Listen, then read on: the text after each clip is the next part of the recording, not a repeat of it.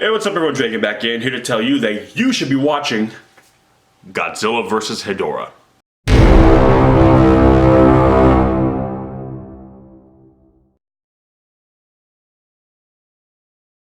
So Godzilla vs. Hedorah is a 1971 kaiju film directed by Yoshimitsu Banno, and it's essentially one of the later installments in the Showa era of Godzilla films, basically kind of towards the end of the initial run of these films, where they break down to the Showa era, the Heisei era, the Millennium era films, and now we're kind of in the newer era of Godzilla films.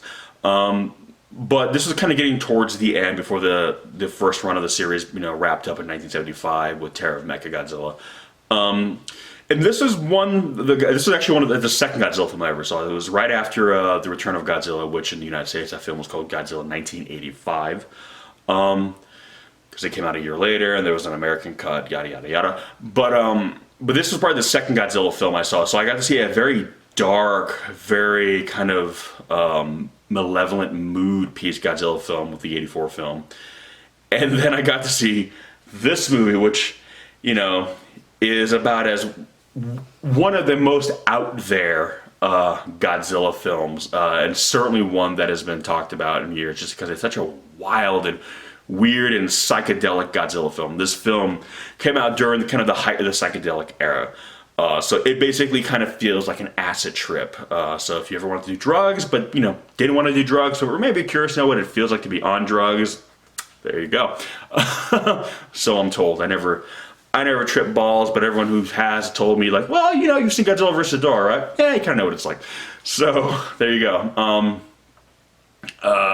But yeah, so it's a film that on the surface is very experimental, very weird, very even avant-garde in certain places, and just downright strange in certain places. And it's famous because it's the film where Godzilla flies.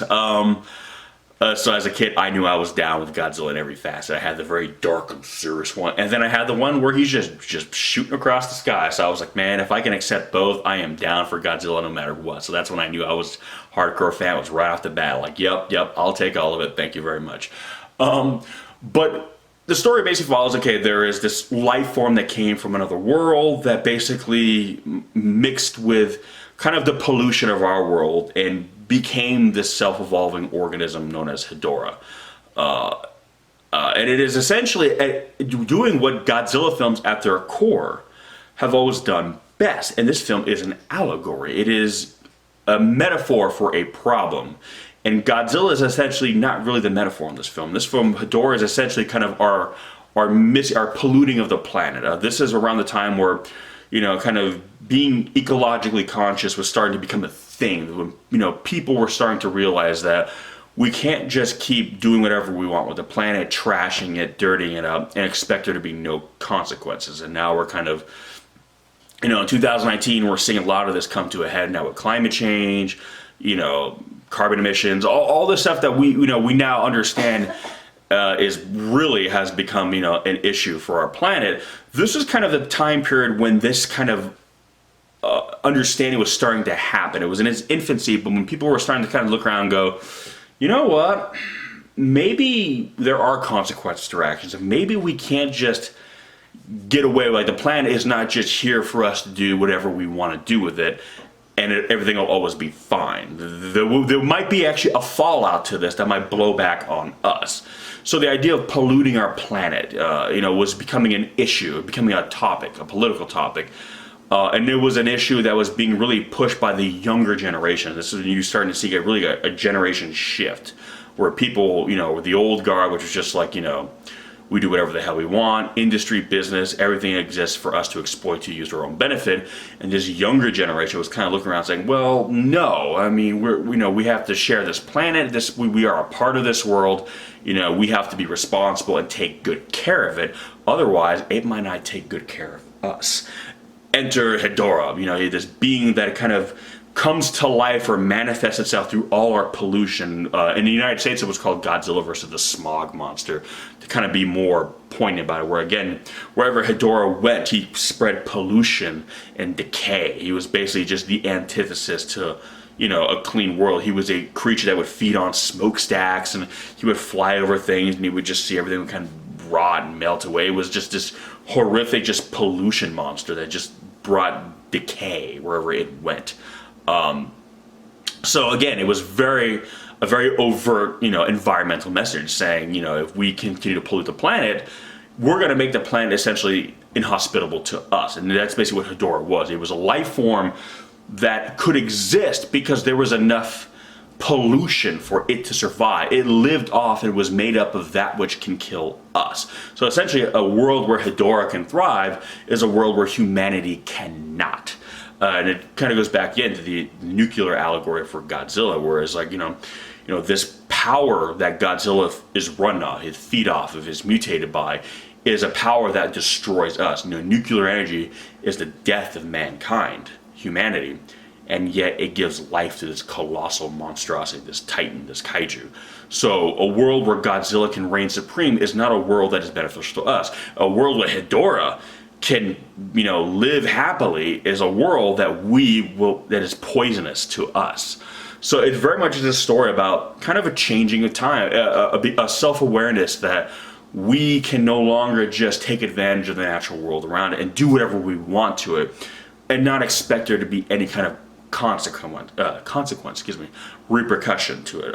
And in this movie, Godzilla himself is less of an allegory and more or less kind of the tool in which we use to kind of fix it. But with that said, yes, Godzilla comes and saves the day. Yes, Godzilla, takes out Hedorah. Spoilers. But at the same time, Godzilla destroying Hedorah doesn't necessarily mean the world's going to be safe for us, because as we already stated before, Godzilla also represents his own allegory. So we're essentially using a nuclear weapon, Godzilla, to destroy another mistake that we created. We're using a monster to destroy another monster. So again, much like in the original 54 film where they used the oxygen destroyer to kill the original Godzilla, the problem is, okay, we destroy one weapon with another, but we still have this other weapon. Okay, we use a nuclear weapon, Godzilla, again, to destroy pollution. Great, but we still have Godzilla, the nuclear weapon. So we need to find ways to stop these problems before they start. Because once they happen, the only way for us to really fix them is essentially to fix them with another mistake.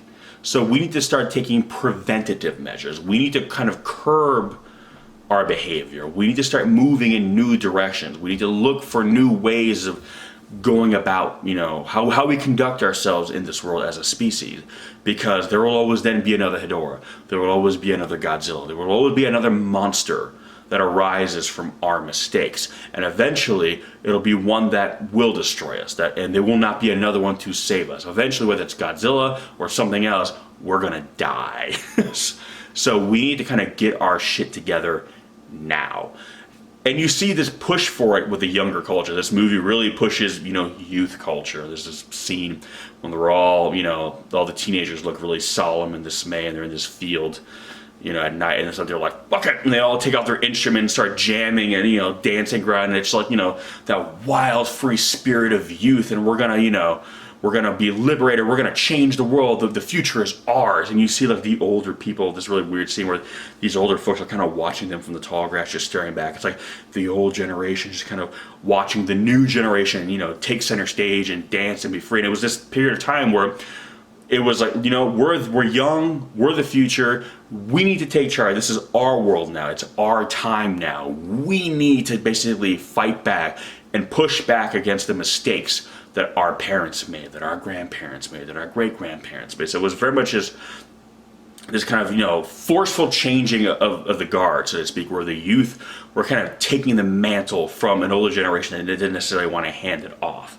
So it's a snapshot in history, really, of this time period where we were seeing a change. And this movie is all about saying, look what the mess the old generation left us, both metaphorically and literally. And we need to fix it. And Godzilla kind of was, became the symbol of like the youth. He was gonna fight. He was gonna we're gonna take back our world, And again, which is kind of ironic again because what Godzilla himself represents. But beyond all that, it still is a Godzilla movie. So if you're hearing this and thinking, oh crap, that's a lot of that's a lot of, heavy-handed message there. I just want to see a movie where giant monsters fight and some buildings get knocked over. Rest assured, you get plenty of that. The movie still delivers on kaiju action, and the way it's mixed in with some of the more psychedelic stuff, it's actually very interesting. It's a cool take on the the Godzilla franchise and just the kaiju genre as a whole. And it is because of that that this film, I think, has still resonated so much over time. Even if people talk about it in a kind of comedic fashion, people talk about this movie still. People still remember it. It's one of those Godzilla films that, it stands out when you think of the entire catalog of movies. People still recall this one. It's one of those movies where love it, hate it, indifferent, think it's okay, whatever. It stays with you. There's a lot of imagery in it that you just don't get out of your head, for better or for worse, depending on what your view on the movie is. I love this movie because I think it was in a period of time where Toho was trying to do different things with Godzilla, because the franchise as a whole was starting to get a little stale by this point in terms of box office returns. As we already said, it wouldn't be very much long after that before they, put Godzilla on hiatus, and didn't bring him back till 1984. So they were trying new things. They weren't just playing it safe. They were going for it. They were pushing the limits of what Godzilla could do, what Godzilla could be, what Godzilla could represent, and by doing so, by being kind of the flagship franchise in the kaiju genre, we're pushing the boundaries of what a kaiju film could be. And it is because of these decisions that even maybe on the day the film didn't quite do what they wanted to do, it is now responsible for allowing the genre as a whole to do new things, to try new things. And it's something that people harken back to when they talk about, like, what that movie did, and why some people, as campy and weird as it is, some people still say it was a very almost rebellious film because it went against the status quo. It was a counterculture movie in a franchise that was super established, super status quo. That's like if a Marvel movie did like a weird film noir avant-garde story, which, who knows, they might do it. But Marvel today, in 2019, is very status quo. It's very by the book, by the number. Yes, you have different directors, different writers, they take different things. Sure, Captain America Winter Soldier is different than Thor Ragnarok. But, they're not shaking things up. They're delivering what people expect to see in these movies.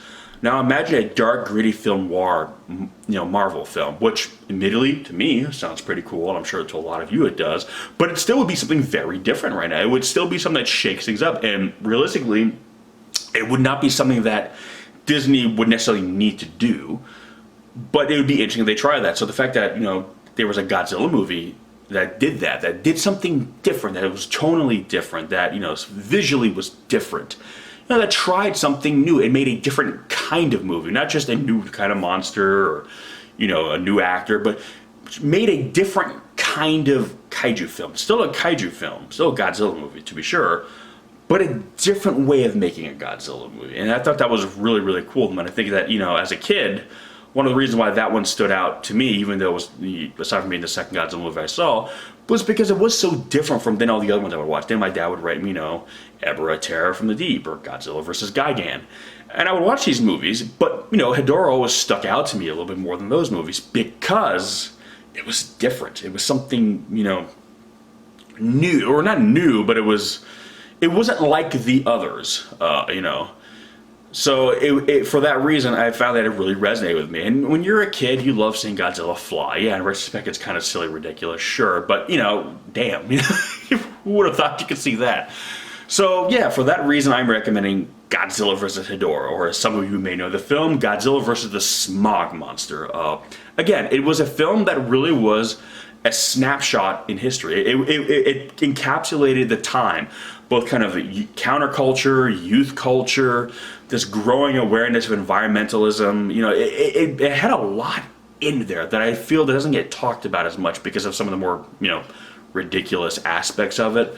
But even those aspects are born out of that era, that time period. So this movie is a great, great snapshot in history. And if you're just a film buff, a history buff, watch this movie because you'll understand from a historical point of view why this movie is the way it is. Even if you don't give a shit about Godzilla movies or kaiju films or really genre filmmaking, it's interesting from that point. And if you like kaiju films, Godzilla films, science fiction, what have you, you'll like that. You'll probably like this film too. And if nothing else, the weirdness of it is fun. I mean, I know some people give this movie crap, but it's a fun movie, man. Like it's a weird, fun, trippy movie. And when the Godzilla franchise has run as long as it has, I think it's good to have installments here and there that are just a little out there, a little weird, just to kind of shake things up a little bit and just kind of keep it a little fun. Just because, again, as much as I like the darker, more serious tone Godzilla film, I mean, obviously, again, '84 is my favorite film. Every once in a while, it's fun to see it get a little nutty. But that's just me. Some people might think, no, that's heresy. But I don't know. I've always loved this movie, and it's always, stayed with me for a lot of these reasons. And as I got older and, became to understood history and more, this film revealed more and more to me. So it's a film that I feel has grown with me as my kind of awareness of the world and history has grown. So, Godzilla vs. Hedorah. Have you seen it? If not, I will leave description links in the description section below. You can pick it up, check it out, give it a watch, come back, give me some of your thoughts. If you have seen it, as always, let me know what you think. How does it stack up in the pantheon that is Godzilla and all his films and whatnot? Because again, there's so many movies now that I'm always curious to see what are the standout ones for everybody else. But anyway, guys, that's going to do it for this one. Thank you so much for watching, and as always, I will catch you in the next one. Peace!